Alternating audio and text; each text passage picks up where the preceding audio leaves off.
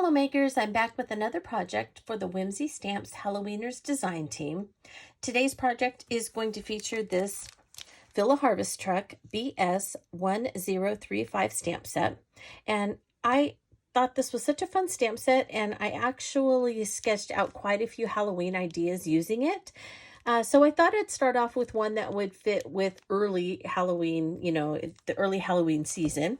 So I'm going to pair it with the Build a Pumpkin Patch die set. That's WSD 407.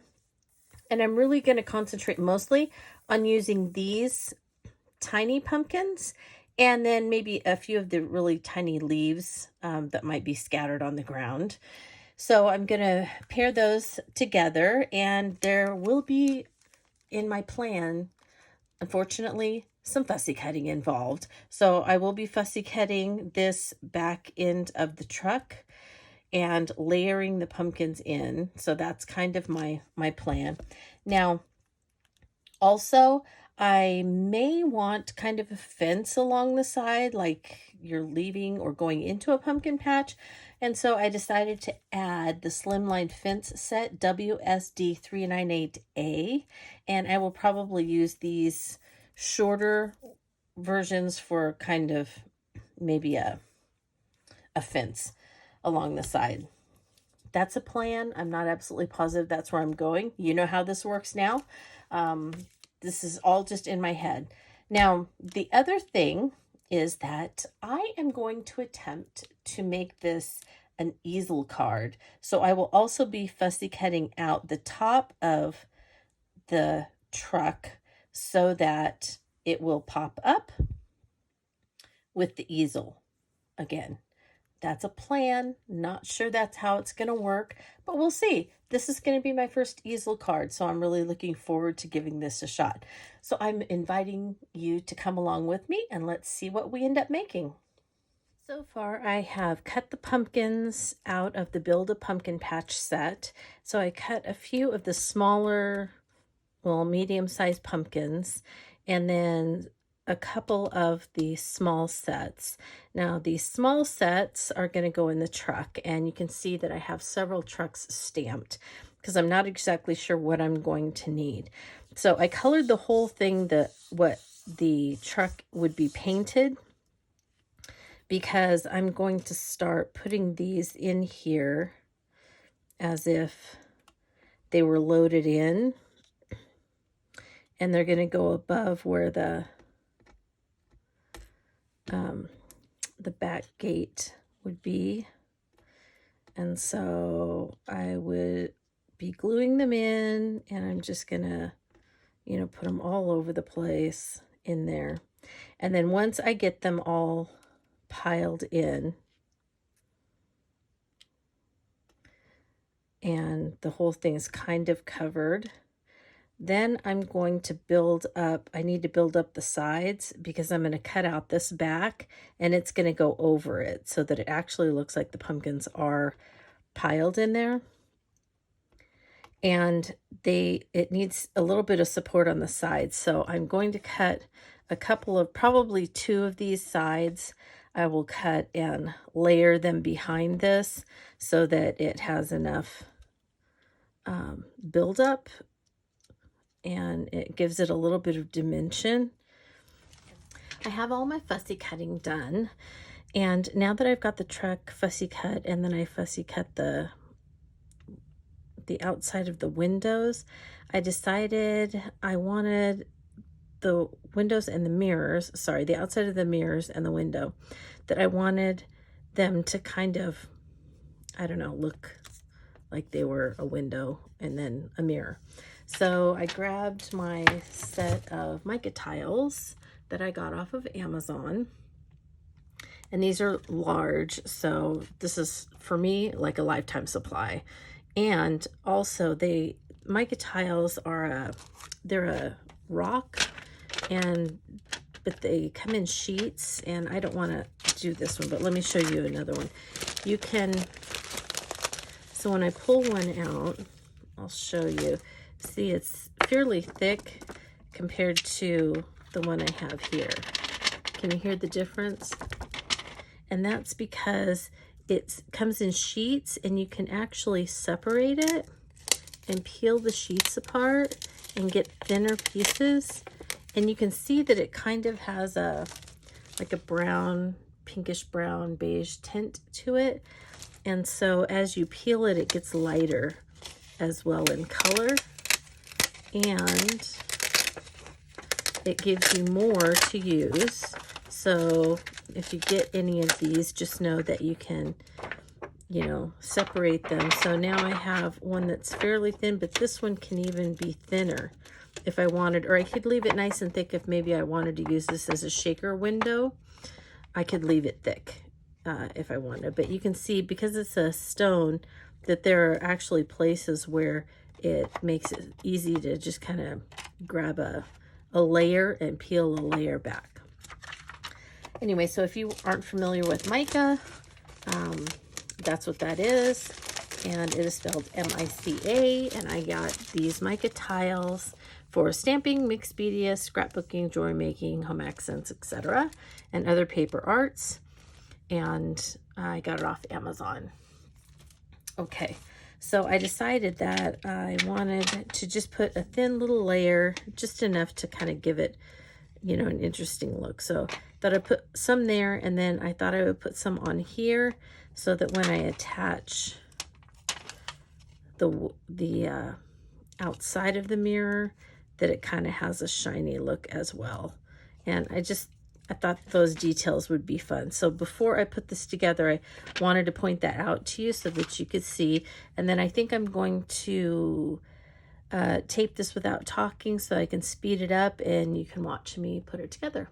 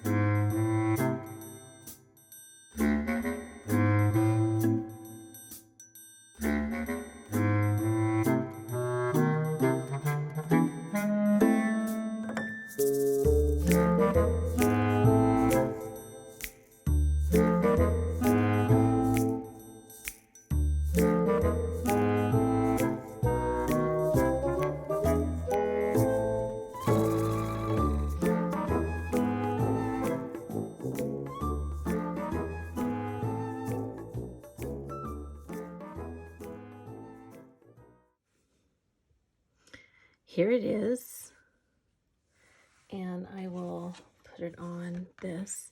So I think what I'm going to have to do, because I really had a hard time keeping both of these in place, and I lost the other one. So I think I'm going to cut this one off, and then I think I'll stamp the truck on the paper and then just lay this over it. But I like the way that the mica shines, and So I think that's really fun. There's a lot of texture to it. So yeah, I'm really happy with the way that that turned out. And I think it looks very Halloween-y. So yeah, I'm going to go ahead and stamp this. And let's see. I feel like if I do a slimline, a mini slimline, that it's not really going to give a chance much for pumpkins out here, but that may be what we want if we want to concentrate on this. So let you know in the next round. Now that I'm ready to put it together, I wanted to try my first easel card mechanism. And to do that, I took a piece of 8.5 by 11 heavy stock, and this is Distress Craft heavy stock. I cut it in half lengthwise, so I ended up with two 4¼ by 11-inch pieces, and then I scored them both at 5.5 so that they would be two top folding cards. Now I don't need one of them. So the second one, so this is the first one. Then the front portion, I wanted to score in half, and so I scored it at 2 3/4 because that's half of 5.5. And then what will happen is that I will have something here so that if someone wants to display the card, it will stop against whatever I put right there, right? And this is going to be the front cover. It's going to completely cover this. So that's why I went ahead and inked around it so that if any of it shows through, it's just kind of, you know, melts into the background. And so I will be putting this on the piece, and then it will also, whoops, there we go. It will fold in half. And now I have the line there, so I know when I'm attaching things where I want it to go, so that when it folds in half, it will, that part will be above the line. Okay, and then I cut my pieces, and so some of the little, the fence posts will go above as well. And then you won't see the portion. This is Happy Halloween. And that's okay, because maybe they just want to look at the pumpkin patch and not see the Happy Halloween part. Okay, so I'm going to put this together after, let's see, how do I want to do this? I'm going to go ahead and put everything on this piece, then I'm going to sew around it, and then I'll go ahead and attach it to this piece, and we'll be good to go. So I'm going to do all of this with the sound off, and you can just watch.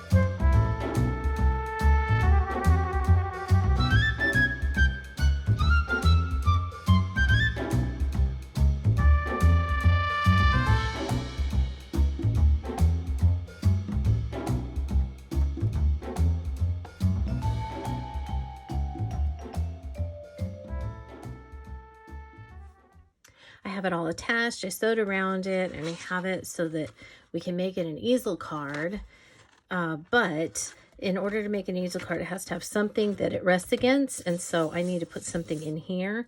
And so I was looking through, and I don't want to use the other piece of this because I might want to use this scene for a different card. So as I was looking through, I found this piece, which has a very similar kind of base to it. And so I think I'm going to cut, you know, a strip off here and adhere it in here. And then this will sit up against it, and it kind of looks much the same color. And so it'll kind of look like the field is just continuing on. And I have a few more pumpkins I can put in if I want, you know, as part of the patch. So I may go ahead and just do that. And then that gives it something to rest up against if somebody just wants to have kind of a fun little scene. Just to recap, the papers used were from the Nevermore Paper Pack. The sentiment is the Whimsy Stamps Happy Halloween word die set. It cuts very cleanly, very evenly, and you could also, if you wanted, cut several and layer them so that they would stand up from the background a little more if you'd like to do that. For the fence die set, I used the Slimline Fence Die set, and I used the small ones and then cut them in half.